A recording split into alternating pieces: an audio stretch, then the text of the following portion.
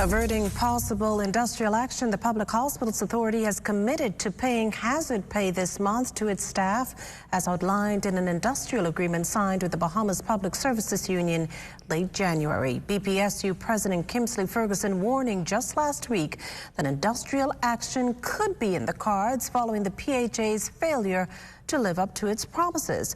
Ferguson telling our news team the issue has now been resolved after PHA Managing Director Aubanette Roll explained that they would not be able to meet the March payment due to a discrepancy she had been unaware of.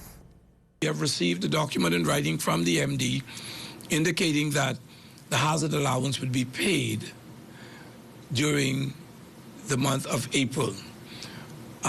We would have communicated with the MD asking whether or not there could have been a supplemental pay package put in place, particularly just to address the hazard allowance so that persons could have gotten it in a more speedy fashion. However, that would have been a challenge, and so we're pleased and satisfied that during April's pay package that persons would receive their funding. Ferguson says some staffers had already been receiving their hazard pay, but now everyone qualified will get their due.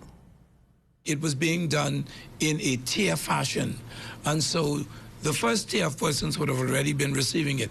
Those who did not receive it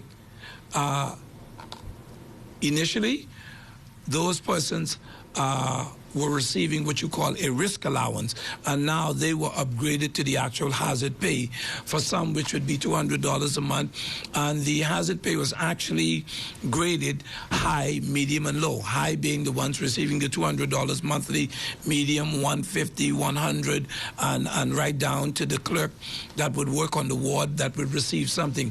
So a number of persons would have been captured in the hazard allowance, and so basically almost everybody will be receiving some form of hazard pay.